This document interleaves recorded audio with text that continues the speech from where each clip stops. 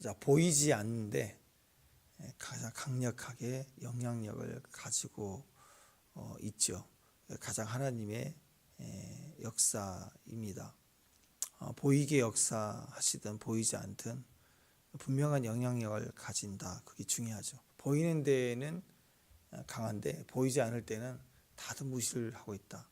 그런 뭔가 온전한 능력이 아닐 수 있죠. 하나님은 낮에만 강하신 게 아니라 밤의 시간대에도 강하시죠. 아멘. 그래서 이렇게 공적으로 드러나시죠. 공적으로 재림하시고 이 땅에 어린 양 혼인 잔치에 참여하시고 또 이렇게 하나님 나라가 공적으로 드러납니다. 근데 우리가 크로노스 시간대로 그죠. 일상적 시간 같은 거, 또 끊임없이 우리가 믿어야 하는 시간들, 고난의 시간들, 하나님 보이지 않는 시간들조차도 하나님은 우리 가운데 일하고 계시다는 거죠. 그래서 이 에스더서를 통해서 우리가 그것을 우리가 경험하고 또 찬양하는 그런 시간들입니다. 하나님이라는 단어는 없지만 분명하게 역사하고 계시는 하나님. 그래서 우리가 에스더서를 이렇게 전체를 관통하는 핵심 단어 하나를 딱 가진다 그러면 섭리입니다. 섭리가 뭐냐? 섭리는 하나님이 일하신다. 하나님 임재하시면 그분은 일하세요.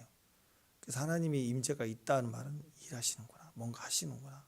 우리가 이렇게 느껴야 됩니다. 그래서 여러분 찬양하고 예배할 때 하나님이 우리와 함께 하시고 또 하나님의 임재가 느껴지고, 이거 보통 일이 아닌 거예요. 그분의 임재가 있다, 니꼴 그분은 뭔가 일하신다. 하나님의 일하심이 있다. 임재가 있다. 일하여 주심이 있다. 이 얘기입니다. 그래서 이 섭리란 단어는 절대적으로 하나님의 단어입니다. 사람에게 섭리가 있다, 그런 말은 무서워요. 쓸서는 안 되는 단어 중에 하나입니다. 섭리는 오직 하나님 단어입니다. 사람에게 쓸 수 있는 단어가 절대 아닌 거예요. 자, 그래서 오늘 이 섭리라는 그 하나님의 은혜를 생각할 때 전적으로 우리가 기억해야 되는 게 바로 이 섭리하심은 우리를 인도해 주시는 걸 의미해요. 인도해 주심. 그러니까 하나님이 계시는데 역사해 주는, 카이로스 시간처럼 뭔가 역사해 주는 걸 섭리다라기보다는 하나님의 섭리가 있다는 것은 보이지 않는데 그분이 우리를 인도하고 계시고, 보이지 않는데 그분이 우리에게 말씀하고 계시다. 그래서 인도하심. 그리고 그 인도하심의 핵심은 은혜예요. 은혜. 내가 막 노력하고 내가 예를 들어서 막 기도를 세게 해서 능력을 받아가지고 그 능력으로 막 휘젓기 시작해서 막 이기고, 그런 걸 얘기하는 게 아니라 전적인 은혜, 능력도 은혜, 또 우리 가운데 역사하심도 은혜로 주시고 그 은혜로 우리를 인도해 주시는데 안 보이셔요. 우리 눈에는 안 보이시는데 그것이 바로 하나님의 섭리입니다. 섭리는 참 재미있습니다. 왜냐하면 우리 삶에 별개의 사건이 있어요. 나와 전혀 상관이 없는 사건. 그 사건과 내 삶의 사건, 이 두 사건이 전혀 다른 사건이고 따로 놀아요. 심지어 지금 전쟁하고 있는 나라들 보세요. 나라는 전쟁인데 개인적으로는 여행도 다니고 외국인도 그 나라 방문도 되고 막 그러잖아요. 그냥 따로 있는 사건 같아요. 근데 우리 인생은 그럴 때가 많아요. 같아야 되는데 따로 있고, 따로 있어야 될 것 같은데 또 같이 또 연결되기도 하고 꼬이고 그렇죠. 자, 그럴 때 이 두 별개의 사건이 연결이 되는 거 가장 좋은 예는 그거죠. 나라나 상경의 상황보다는 하나님의 나라, 그리고 내가 있는 내 삶의 현장, 이게 별개처럼 반응해. 그걸 연결해지는, 거기에 하나님이 연결해 주시는 거, 그게 바로 섭리입니다. 그러니까 지금 벌어진 사건 나와 아무 상관없는 것처럼 느껴질 섭리가 없는 거예요. 근데 어떤 사건이 나하고 연결이 되는 순간 하나님의 인도하심이 있는 거죠. 그래서 그게 어떻게 가능하죠? 그 두 사건 사이에 하나님이 임재하시면 됩니다. 축복합니다. 그냥 두 사건이 별개 사건인데 거기에 딱 가운데 잼이 들어가면 딱 연결되는 것처럼 그 사이에 하나님 임재가 훅 하고 끼어들면, 그분의 임재가 하시면 두 사건이 연결이 돼요. 섭리가 시작되는 거예요. 섭리가 있는 거예요. 보이지 않지만 섭리가 있어요. 그래서 첫 번째 우리가 유의할 수 있는 게 뭐냐, 하나님의 사람들은 마치 성전의 모습을 가지고 있죠. 우리가 성전이라고 얘기합니다. 우리 속에 하나님이 계세요. 그래서 성전에 항상 하나님 임재가 있기 때문에 법궤가 있으면 그 위에 두 그룹 사이에 그 뚜껑인 그 법궤 뚜껑, 시온자 그랬잖아요. 하나님의 은혜의 보좌가 있기 때문에 거기서 내가 너와 만나고, 그렇기 때문에 하나님의 사람이 어디를 가든지 항상 그 주변에 하나님 임재가 있어요. 그러니까 어떤 사건이 딱 개입해서 그 하나님의 사람들과 부딪히면 그 사이에는 임재가 있는 거예요. 섭리가 있게 돼 있는 거예요. 축복합니다. 또 비상 상황이나 특별한 상황에 하나님의 사람들이 기도하면 그 별개 사건이 우리하고 별개로 있는 게 아니라 나에게 필요하고, 또 이 별개 사건 같아 보이는 이 사건이 너무 감당하기 힘든 큰 사건일 때 성도의 삶은 기도합니다. 기도하면 그 사건 사이에 주님이 개입하세요. 나타나 주시는 거예요. 그러니까 주님이 임재하시면 그때부터 그 사건은 별개 사건이 전혀 아니라 하나님이 섭리하심이 사건이 되는 것입니다. 자, 그래서 두 사건이 만나져야 돼요. 만나지려면 거기에 임재가 있으면 됩니다. 그러면 하나님의 섭리가 있다라는 것입니다. 자, 그래서 아하수로의 왕의 궁중에서 벌어진 일, 에스더 시작할 때 나오잖아요. 그 사건과 에스더는 전혀 다른 별개의 사건 같아 보이지만 거기에 점점 하나님의 역사하고 계심을 우리가 보여줍니다. 두 사건이 지금 만나지는 거예요. 만나지고 진행되는 과정에 갈등도 있고 위기도 오지만 그 역시 계속 그 갈등이 하나님을 만나는 거예요. 상황이 하나님을 만나기 시작하는 거예요. 에스더는 죽으면 죽으리라 금식하고 기도가 나가는 것도 그 상황이 내가 처한 내 고난과 현재 그 두려움의 압박의 상황 사이에 하나님이 계시게 하는 거야. 그래서 하나님과 만나지도록 자신이 그 기도의 자리를 돌파해 가는 것입니다. 그래서 만나야 역사가 일어나거든요. 만나면 역사가 일어나요. 그래서 이 섭리하심이 전적으로 필요하다. 오늘 또 우리에게 일어나는 많은 크고 작은 일들, 우리가 해석하려고 하고 우리가 이것을 확인하려고 할 필요가 없습니다. 우리가 기도하며 그 사건과 하나님을 만나게 하면 돼요. 밤의 시간들, 낮의 시간들, 남자, 여자, 뭐 국제적인, 국가적인 뭐 상관 안 해요. 어떤 사건이든 우리가 하나님과 만나진다. 그러면 거기에 섭리가 시작이 되고 결국 부딪힐 때 거기에는 하나님의 역사가 있게 되는 것입니다. 얼마나 감사하겠어요. 그래서 오늘 에스더서 어제 이어서 계속 보면 보세요. 아하수르의 왕 어제 16절 한번 보세요. 이렇게 이어지는 거니까 16절 보시면 뭐라고 나왔습니까?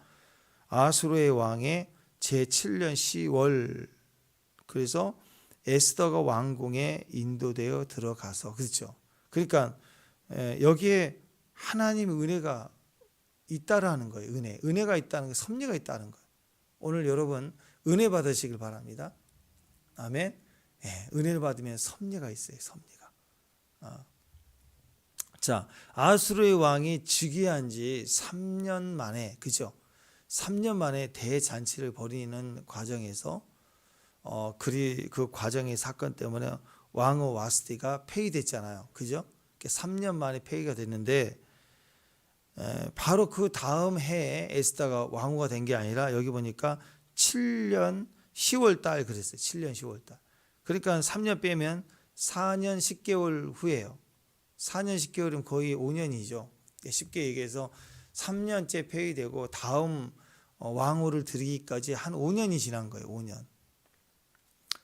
왜 5년 정도 돼서 왕으로 뽑았을까? 바로 뽑지 못하고 왜 5년 정도 지나서 뽑았을까? 이유가 뭘까? 몰라요. 왜 그랬는지. 왜 그런지 모르는데 6년이 될 수도 있고 7년이 될 수도 있는 거고 또 한 3년이 될 수도 있었겠죠. 근데 왜 그랬는지 잘 몰라요. 그런데 섭리하심으로 본다면 이해가 될 수 있습니다. 왜 그러냐? 에스더를 왕으로 만들려고 하신 하나님의 섭리하심이에요. 그러니까 왕후 와스티가 폐위되고 에스더가 왕후가 되는 이 한 5년간의 시간 가운데 무슨 일이 있었는가라고 생각을 해보는 거예요. 생각을 해보면 아수르의 왕이 그리스 정복에 나섰다가 그 아버지 복수하려고, 아버지의 왕의 죽음을 복수하기 위해서 이를 갈고 정복에 나갔다가 살라미스 해전에서 박살이 납니다. 거의 한 30만 명이 거의 다 몰살시켜서 돌아와요. 그 스토리의 영화가 영화 300이에요. 영화 300이라는 영화를 보면 거기에 막 이상하게 화려하게 막 포악하게 나오는 그게 에스더 남편이에요. 에스더 남편. 자, 그 살라미스 해전의 역사상으로 가장 굉장한 해전이었다 이렇게 보이지만 에스더에서의 관점, 그러니까 하나님의 관점에서 본다면 왜 그 전쟁이 일어났는가? 그 전쟁 때문에 결혼을 못하는 거, 이게 막 확 지나가는 거, 그 시즌이 5년을 꽉 채워야지만이 됐다라는 거예요. 그 전쟁 가운데 전쟁 치르기 위해서 치르고 나서 뭐 또 돈이 부족하죠. 그러니까 나중에 이제 하만이 꼬드기죠. 이스라엘 민족을 오늘 후반에 나오지만 마음에 작정을 하고 이스라엘 백성을 다 죽이려고 왕에게 제안을 할 때 왕이 오케이 사인을 할 수밖에 없었던 건 돈이 필요해서, 돈이, 나라가 지금 전쟁에 너무 큰 피해를 입어가지고 어려운 상황에, 그래서 그냥 꼭 먹고 알 먹고 너도 좋고 나도 좋고 뭐 적당선에서, 정치가 그런 거니까 그런 배경에서 허용할 수밖에 없는 굉장히 위기를 경험했던 상황이라고 볼 수가 있습니다. 어쨌든 이 전쟁의 그 시간들 속에 한 5년을 정신없이 채워지게 되었다라고 얘기를 합니다. 그럼 왜 5년이란 시간이 더 필요했을까? 왜 전쟁을 하지 않고 하면 이 크세르크스가, 이 왕이 가만히 있겠어요? 많은 또 궁녀와 향락을, 잔치를 180일 6개월을 한 사람이면 그냥 보통 사람이겠냐고. 얼마나 향락을 좋아했겠냐, 나라가 안정이 되면. 그러니까 정신없이 이게 또 타락하고 또 왕으로 몇 명을 세울 수 있고 막 이런 배경이 될 수 있는데, 이 전쟁이라는 이 상황이 한번 통과해 지나가니까 한 5년이 후딱 간 거예요. 예.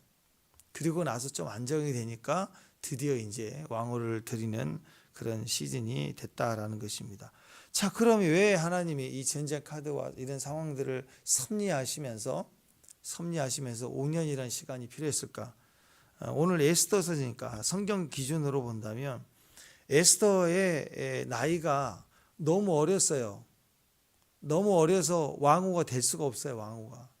그 시간 가운데 한 5년이 지나니까 결혼할 수 있는 처녀의 몸이 됐다라는 거예요. 에스더가 한 4년 10개 5년 되니까 이제 성인이 되고, 이제 에스더가 준비가 됐고, 아가서에 보면은 후반전에 그러죠. 우리 누이가 유방이 준비되지 않았구나. 왜? 성숙해야 된다는 거. 마지막 신부는 성숙해야 돼요. 성장해야 돼요. 그래서 누구든 먹일 수 있는 능력이 될 때 세상의 정목자로, 전도자로, 주님의 복음 증거자로, 증인으로 우리를 쓰신다라는 거. 그래서 여러분, 이런 세상 전쟁 이런 게 다 우리에게 뭘 요구하고 있어요? 뭘 요구해요? 성장을 요구하고 있다. 지금 전쟁도 그렇잖아요. 지금 중동 지역의 전쟁들, 지금 러시아의 전쟁들, 팔레스타인 뭐 땅만이 아니라 지금 인도 땅에 이런 전쟁들, 지금 전쟁 위기가 막 돌고 있는 이 한반도도 마찬가지지만 영향이 서로 연결되어 있는 이런 긴장감 속에 누가 옳다, 누가 나쁘다, 그 얘기는 아니죠. 뭔 얘기를 하고 우리에게 어떤 메시지를 주고 있어요? 우리도 강해야 된다. 우리도 준비해야 된다. 성장해야 된다. 그걸 계속 요구하고 있잖아요. 그러니까 우리도 마찬가지입니다. 성인이 돼야 되고 성숙해져야 돼요. 우리가 성숙하지 않으면 막 몸살, 서로 세상은 전쟁을 하며 시간을 벌고 있다고. 왜? 좀 잘하라고. 우리가 배고픈 일이 있으면 너 배고파서 죽어라 하고 주님은 허용하시는 게 아니라, 배고픔을 느껴야 된다는 게 교육이 아니라, 배고프지, 그러니까 먹어야 되지 않니? 잘해야 되지 않니? 스스로 네가 물고기를 잡아야 되지 않겠니? 막 이런 요구들을 계속 하고 있다고. 그리고 영적 갈급함, 육적 목마름이 아니라 영적 목마름에 대해서 우리에게 하나님이 너는 나 없이는 하루도 안 된다. 그 메시지를 계속 하고 있는 거예요. 그러니까 아직 에스더가 잘하지 않는 거예요. 에스더가 등장해야 되는 거예요. 그러기까지 시간이 있고 그 시간들을 세상으로 견디게 하기 위해서, 세상으로도 그 시즌을 보내게 하기 위해서 정신없이 전쟁의 카드를 사용하셨다라는 거예요. 창세기 보면 이삭이 또 그랬죠. 이삭도 기도 엄청, 이삭처럼 기도 열심히 하는 사람 어디 갔어요? 그 기도의 결실이 보통 일이 아닙니다. 아버지가 결혼시킬 때까지 결혼하고, 또 아이 생길 때도 그랬고, 또 나중에 이삭 바치라 그럴 때 이삭을 아버지가 결박하고 막 번제로 드리려고 할 때, 요즘 뭐 아이들이 더 키가 크죠. 뭐 뿌리치고 도망갈 수도 있는데 이삭은 한마디 반항도 묻지도 않죠. 순종의 길 가잖아요. 예수님처럼 순종의 길 묵묵하면서 그냥 주를 아버지가 말한 대로 따라가는 자의 모습, 이게 보통 될 일이 아닌 거예요. 얼마나 많은 기도 시간에 그 안에 엎드렸는가. 네. 근데 이삭은 그렇게 기도의 삶을 철저히 하나님 앞에 뭘 원해서 가는 게 아니라 그대로 순종해서 가는 삶을 살았는데, 왜 40살까지 아버지에게 나도 결혼해야 되는데 왜 장가를 안 보내줍니까? 말도 하지 않고 그렇게 기도하고 있었는데 결혼이 늦었는가? 그 당시에 기도는 굉장히 늦었죠. 그것도 마찬가지예요. 이것도 섭리로 본다면 당시 그 아내 리브가가 대충 보면 10대 뭐 중반밖에 안 됐어요. 후반이나. 그러니까 아직 결혼할 수 있는 상황이 아니다고. 그러니까 20살 이상이나 차이 나잖아요. 그렇게 되니까. 그러니까 이런 배경에서 치면 20살 이상이나 차이 나는 남편에게 너무 어린 아이의 모습으로 이렇게 시집을 갈 수 있는 상황이 아니니까 이삭은 들판에서 죽으라고 묵상하고 기도하며 하갈하며, 하나님 저 언제 장가 가요? 하나님께 물어보고, 그렇게 기도해도 그게 나쁜 기도는 아니죠. 그렇죠. 아브라함 아버지 때의 기도, 그리고 자기는 언약의 아들이고 무수한 별들, 무수한 이 모리알처럼 많은 자손의 부르심을 입은 그 언약 집안이라고, 약속된 집안의 첫 장자잖아요. 영적 장자로서 이삭이 태어났는데 자기는 40세까지 결혼하고 자식이 없으니 얼마나 자기도 부담이 있었겠어요. 그렇게 순전하게 또 하나님의 부르심을 입은 사람이지만 기도해도 응답이 없고 아버지는 말도 안 하고 상황은 보이지 않고, 그럴 때 그렇게 기도하는 시간 가운데 하나님은 응답해 주지 않으셨죠. 왜 응답하지 않았어요? 응답하지 않았는데도 계속 기도하는 시간을 보내게 했을까? 그게 섭리라고. 섭리. 왜? 리브가가 준비가 돼야 되니까, 자라가야 되니까. 이건 뭐 기도 세게 한다고 리브가를 또 평 해가지고 무슨 자판기에서 나온 거 마냥 아이를 갖다가 한 25세 젊은 처녀의 모습으로 싹 바꿔주거나, 하나님 그렇게는 안 하시죠. 시간의 흐름대로 가는 거예요. 그래서 응답의 대상이 지금 준비되어져야 가야 되니까, 응답의 대상이 지금 자라가야 하니까 상대가 아직 준비되지 않았기 때문에, 그래서 내가 모르는 거예요. 모르니까 기도해야 돼요. 기도하니까 그 과정이 지나가더라라는 거예요. 갈라디아서 6장 9절에 보면 우리가 선을 행하되 낙심하지 말지니 포기하지 아니하면 때가 이름에 거두리라. 그래서 선을 행하는 사람 낙심하면 안 됩니다. 포기하지 않아야 돼요. 왜? 하나님의 선을 믿기 때문에. 그래서 계속해서 하나님의 섭리가 있음을 믿고 기도하는 거. 안 보이지만 주님이 지금 개입하고 간섭하고 계시는 거예요. 그래서 포기하지 않고 계속 또 나가고 그렇게 기도하는 것입니다. 하나님의 때가 있죠. 하나님의 타이밍이 있습니다. 전도서 3장 1절에 보면 우리에게 이걸 계속해서 반복해서 이야기를 합니다.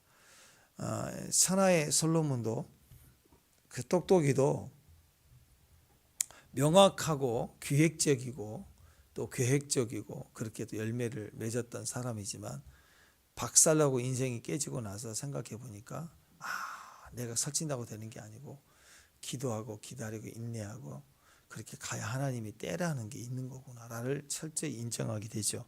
전도서 3장 1절에 보면 계속 그 이야기를 반복합니다.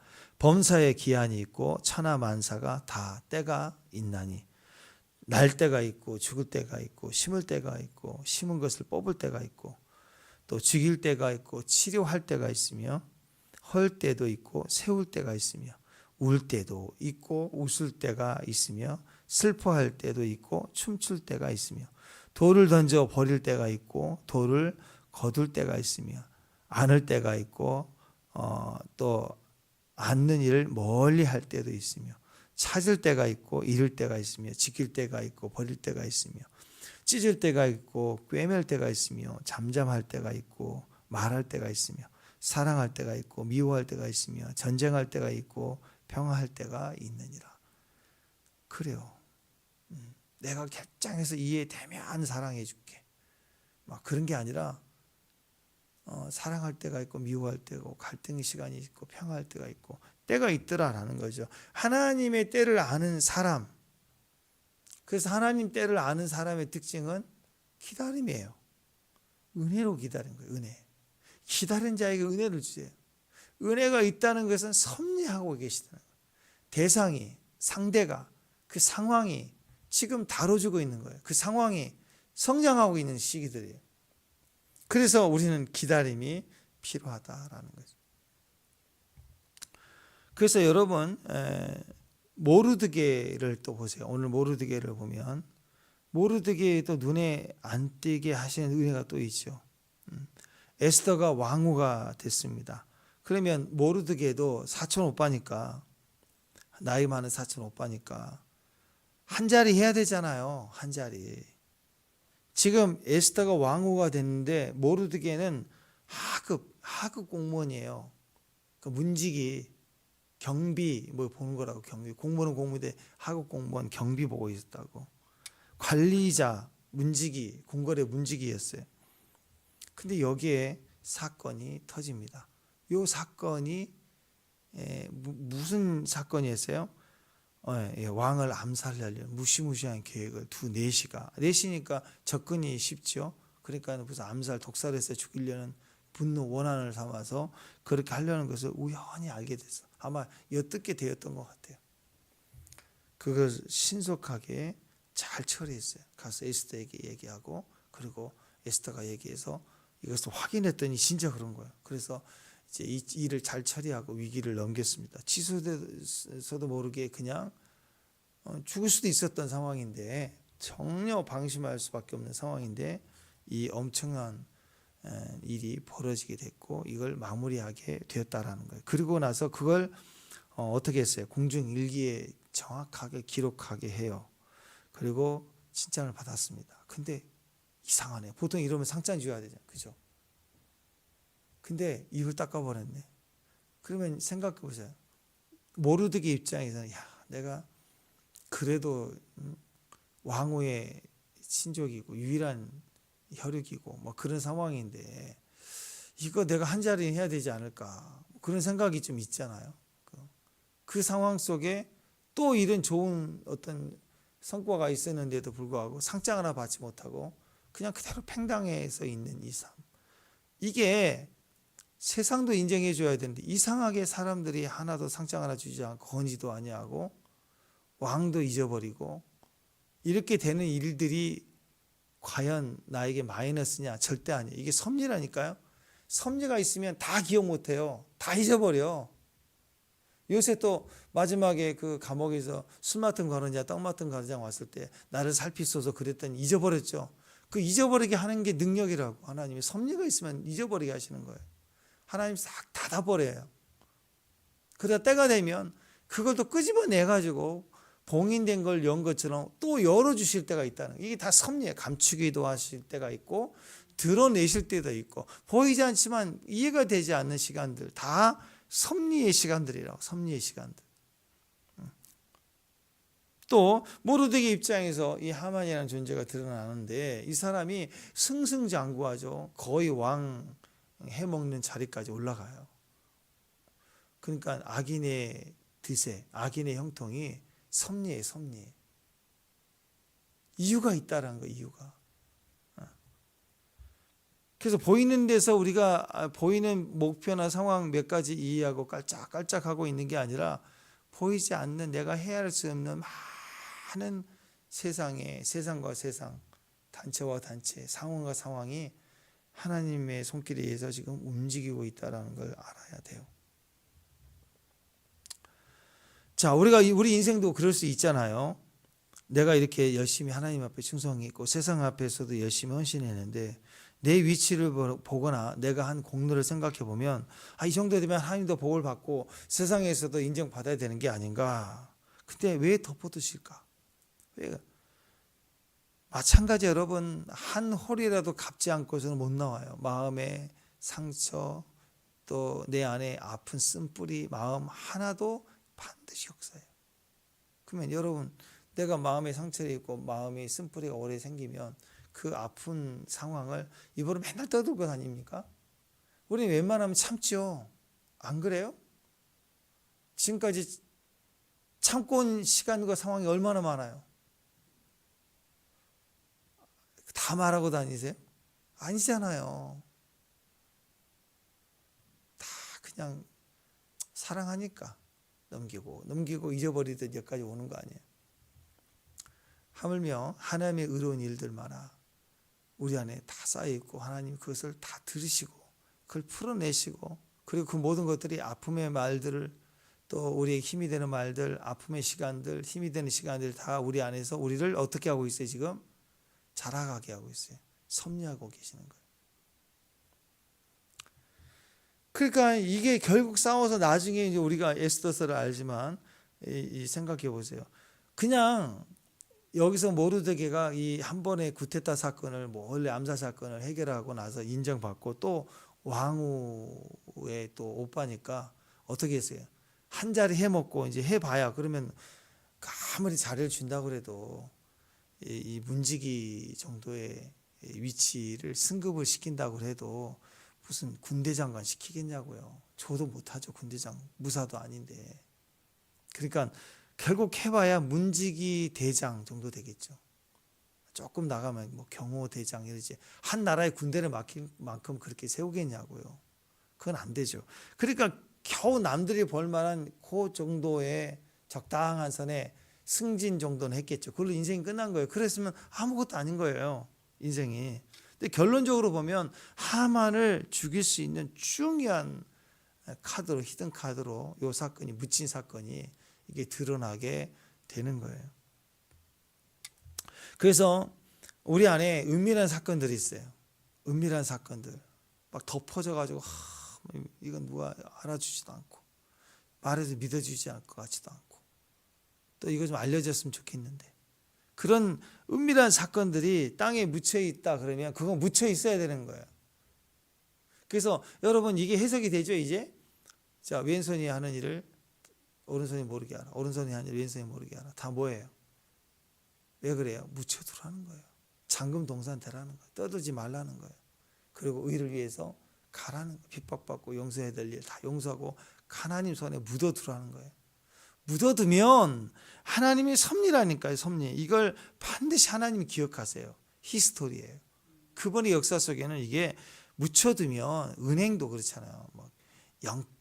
몇 프로 올라오는 거. 그것도 목 매달고 사람들이 막 목숨 걸고 막 점 몇 프로 더 준다고 막 갈아타고 막 그런 세상인데 그 정도가 아니라니까요. 30배, 60배, 100배가 되도록 하나님이 그것을 가지고 우리를 사용해 주신 분이십니다. 엄청난 거예요. 눈에 안 띄는 은혜, 섭리, 은밀한 헌신. 그게 중요해. 남들이 알지 못하던 섭리하심이 있다. 섭리의 사람이 되는 거. 앞에서 막 떠들고 막 노력하고 잠못 자고 하는 것보다 하나님 섭리가 있어서 하는 거. 그게 멋진 거 아니겠습니까? 나라가 움직이고 막 법이 바뀌고 움직이는 거. 축복합니다. 하나님의 섭리가 우리에게 큰 거예요. 인생 살다 보면서 우리가 나는 왜 이렇게 보상이 없을까? 나는 늘 충성하고 맨날 열심히 뛰는데 이 모양일까? 이 꼴일까? 아니라니까 여러분. 오늘부터는 에스더서를 통과하면서 우리 해석이 달라져야 돼. 이 모양 이 꼴 이거 굉장히 무서운 사람입니다. 우리 존재 자체도 해석이 안 되니까 나는 왜 이 모양이 이 꼴일까? 한번 생각해 보세요. 여러분 혹시 나는 왜 이렇게 이 모양인가 이 꼴일까 이렇게 얘기하는 사람 치고 악한 사람 있을까요? 진짜 공부할 때 공부 안 하고 자기 마음대로 놀고만 다니는 사람은 나는 왜 이렇게 이 모양이니까 이 꼴 이런 말 못해요.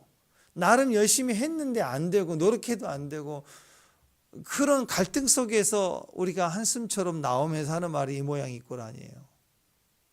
그게 여러분 우리 주변에 나는 왜 이 모양일까 이 꼴일까 이렇게 얘기하는 사람을 무서워해야 됩니다. 왜냐하면 이런 분들은 하나의 특징이 있는데 이분들은 포기를 안 해요. 그 이 모양 이 꼴로 맨날 포기를 안 한다고.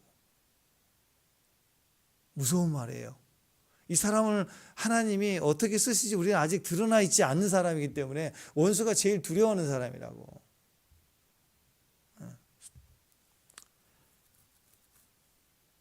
그래서 그런 사람들을 통해서 나중에 역사를 바꿔버리려고 큰 일꾼으로 하나님이 손을 덮어버리니까 그 일을 잠잠하게 하니까 또 이런 사람 나는 이거 했는데 왜 안 주냐고 이렇게 따지지도 않아요. 대부분 이렇게 나는 왜 이렇게 이 모양일까 이 꼴일까 이런 얘기하는 사람들은 뭐 하나를 취하면 그거 막 광고하고 다니고 그럴 사람들은 아니거든요. 대부분이 매일 당하는 사람, 억울한 사람, 혼자 매일 이익 보지 못하고 팽당하고 또 열심히 또 노력은 해내. 또 노력은 하는데 되는 일이 별로 없는 것 같고.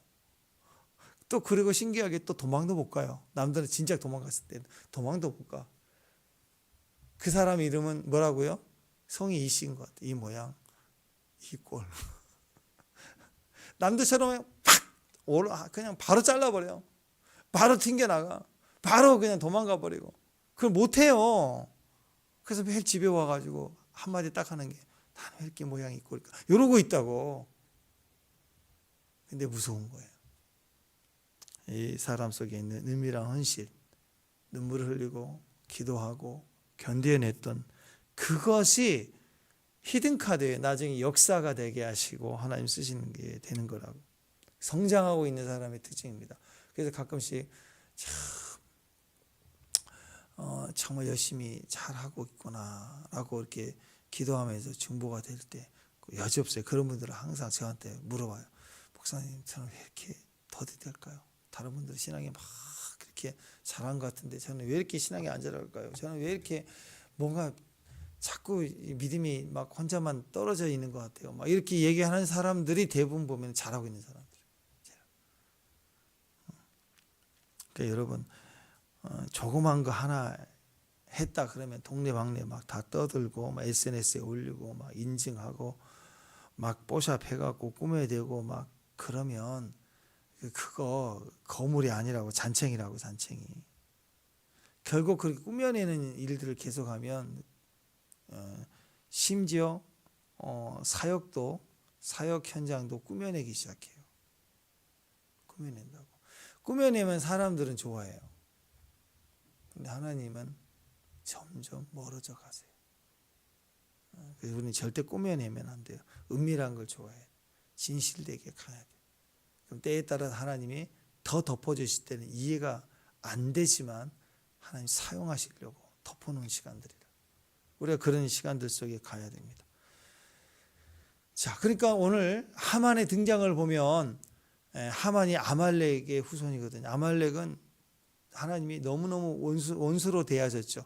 사울 왕이 위대해질 수 있었던 정말 중요한 기회를 다 잃어버리고 왕위까지 박탈된 이유 중에 하나가 뭐였어요? 아말렉 진멸하라 그랬더니 어떻게 했어요? 특히 아말렉에 대해서는 하나님이 사랑의 하나님이시지만 짐승까지 다 죽이고 어린아이들 죽이고 젖먹이까지 다 죽이라 그랬잖아요. 한번 생각해 보세요. 왜 그랬을까?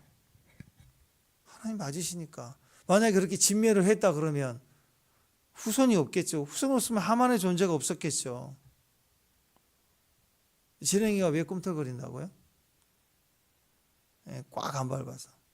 꽉 밟으면 지 꿈틀거리지 않아. 끽 하고 죽지. 대충 밟고 밟으면 고통을 주면 복수한다고. 아말렉은 역사상으로 계속 죽어갑니다. 죽어가지만 나중에 사무엘이 결국은 죽이거든요. 그러나 그 뿌리는 완전히 죽지 않아요. 계속. 그 뿌리가 그러니까 이 아말렉 족속의 후손은 뿌리가 뭐가 있냐면 이스라엘 원수 이렇게 생각하고 있다고. 그게 여기서 만난 거예요. 그러니까 작은 사건만 오면 유대인들이야. 저놈들 다 죽여야 돼. 이렇게 결론으로 간다고. 그러니까 하나님의 섭리 속에 잘 모르지만 왜 어린아이까지 진멸하라 그러면 그게 맞는 거라고.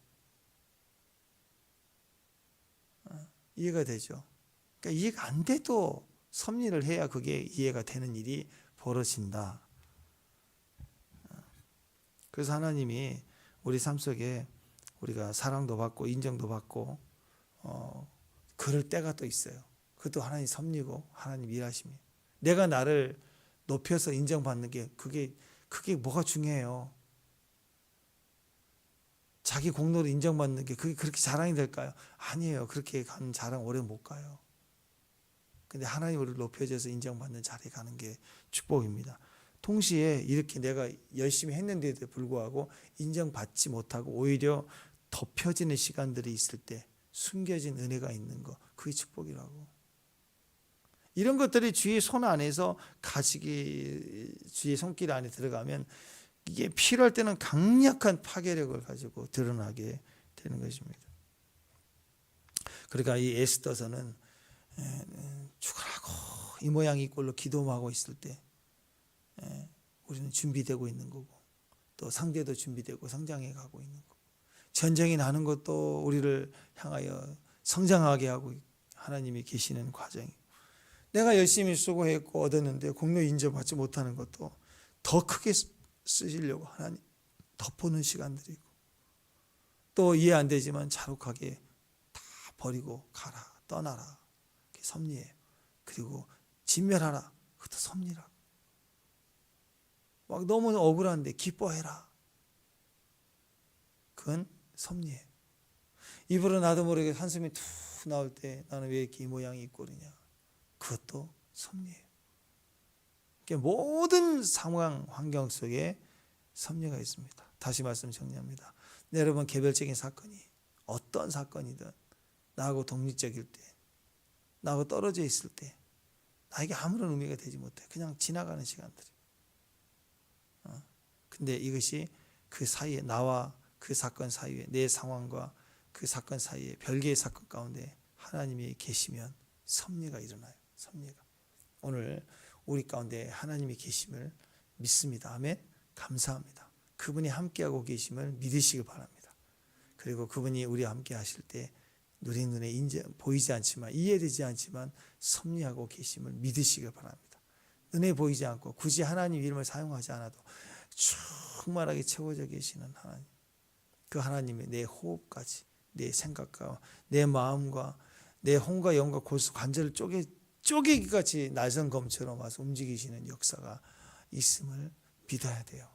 하나님의 섭리를 믿는 오늘 믿음의 귀한 종들 되시기를 주님의 이름으로 축원합니다.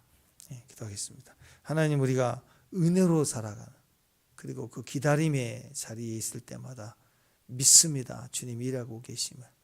우리는 이 모양 이 꼴이 아니라 하나님의 분명한 계획과 섭리 속에 잘하고 있고 환경을 만들고 조정해 가시는 역사적인 하나님이심을 저희가 믿습니다. 그 섭리의 믿음을 가질 수 있도록 오늘 또 저희를 교훈하시고 진리 가운데로 인도해 주옵소서. 예수님 이름으로 기도합니다.